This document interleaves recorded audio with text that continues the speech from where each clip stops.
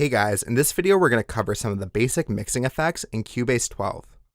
In this part of the tutorial series, we'll cover the compressor and equalizer insert effects that we can apply to our channels in the mix console. Although we can use the channel strip rack, we've covered some of that in the previous videos, so we'll leave those alone for now. I'm going to demonstrate both the compressor tool and the equalizer using a direct recorded bass guitar since it's a very clean signal. To add plugins to our track, we'll bring up the mix console either in the bottom zone of Cubase 12 or by clicking the studio menu at the top and opening the mix console window. All these effects we're using will be selected from the inserts rack, except some of the equalizer tools which are part of the EQ rack. Starting with the dynamic section of the inserts, we can use a basic compressor. With the top drop-down, we can select a variety of presets to use as a starting point for our instruments, including piano, vocals, bass, drums, and guitar.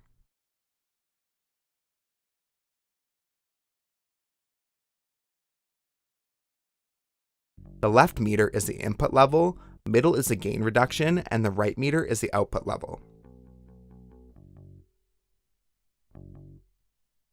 The graph shows how the compression is applied at different levels. The slider on the right side is the threshold, and the threshold is where the compressor effect will start to apply. At the bottom, we have a ratio that determines how much the volume above the threshold is reduced, with a soft knee button to smooth out the ratio around the threshold, and a high ratio button that will make the ratio closer to infinite and make the compressor act more like a limiter. After that, we have attack, hold, and release. The attack is the time it takes for the compressor to apply after reaching the threshold. The hold is how long the compressor stays on after the level drops back down below the threshold, and the release is the time it takes for the compressor to turn off when the hold time ends. The knob set to auto is the makeup gain, and we can leave this as auto or manually set the gain level. With compression, we're squeezing down the audio, so sometimes we have to add that volume back. The next effect we'll look at is the limiter, and that's used to set the audio level to a maximum, with everything above that being limited to the maximum level. In Cubase 12, the limiter plugin has an input meter, a level knob, and a gain reduction meter, with release time to set the level back to baseline after it drops, and the output level.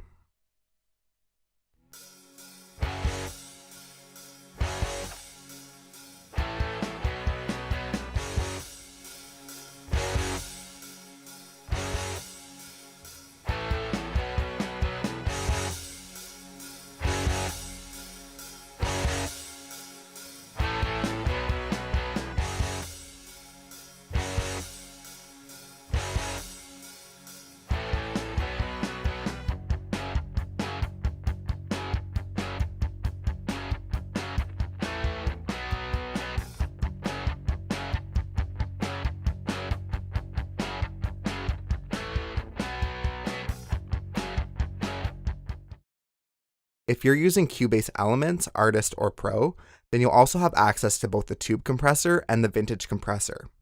The tube compressor integrates a tube simulation component to add warmth to the sound. The interface is different than the last compressor tool, but it's got similar tools such as the input level, output, attack, and release. You may notice there's no threshold level, but the threshold is controlled by increasing the input volume. Ratio is set to either low or high ratio. Drive adjusts the amount of tube saturation, and character adjusts how the saturation affects different frequencies. In this case, we can use a filter that can be a low pass, band pass, or high pass with a frequency and Q factor to adjust the sidechain trigger, and we can use the monitor control to hear what the sidechain input is using to trigger our compression.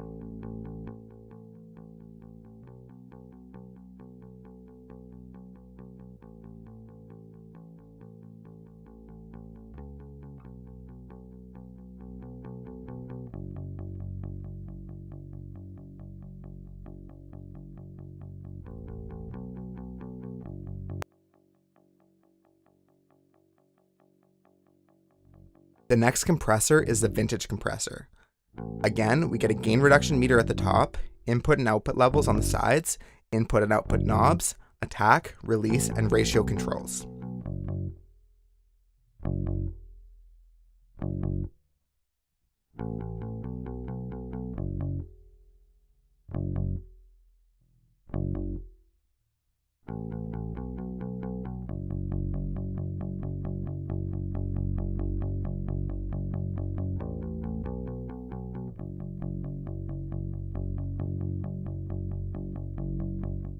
If you're using Cubase 12 Pro, you'll also have access to a multi-band compressor. The multi-band compressor is used to apply compression differently across the channel's different frequencies. The 4 colored rectangles at the top represent the 4 bands of the multi-band compressor. The circle at the top is used to change the level of that band. The circle between the bands is used to adjust the frequency boundary between the bands. Down below, we can see that each band has its own threshold, ratio, attack, and release controls with a master volume output on the top right.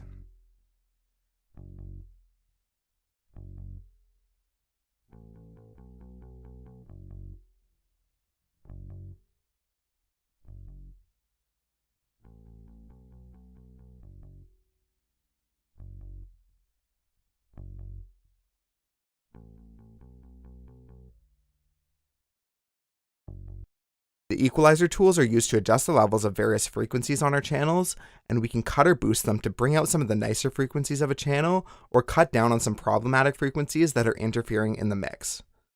All versions of Cubase 12 will have both the DJ EQ and the standard channel EQ. The standard channel EQ is the one that we see directly from the mix console view, and this can be pulled up more easily from a full screen mix console window.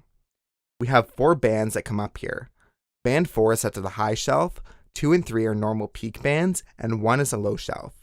The high shelf is used to boost or cut all the frequencies by a set amount above a certain frequency and by a certain level.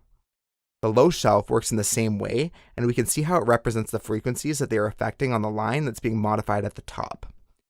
Each of these controls will have a level in decibels that controls whether it boosts if it's positive or cuts if it's negative. Then we get the frequency setting and the Q, which sort of adjusts the width around that frequency that it's changing.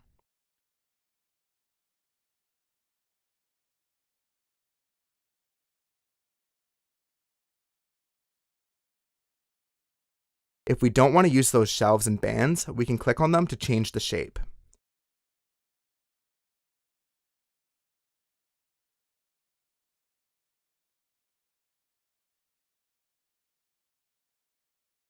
To activate this equalizer, we need to press the power button in the top left of each EQ band to turn it on, and then we can see that it lights up and the settings changes on the line above.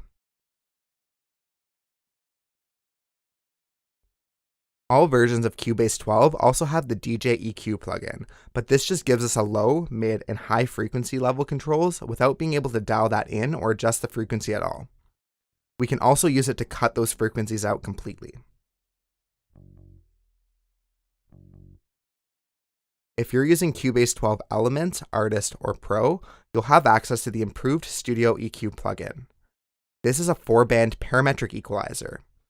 At the top, we have the reset and spectrum controls, with the reset button resetting all the controls, and the spectrum displaying the frequency analysis.